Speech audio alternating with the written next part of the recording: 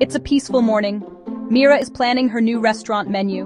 Meera stands in kitchen, pondering with coffee and notes on counter. What dishes will I make? Who will order? What will I need? She's not cooking yet. She's planning the concept, and that's exactly what we call conceptual data modeling. Meera writes down her main items: customer, orders, menu items, and chefs.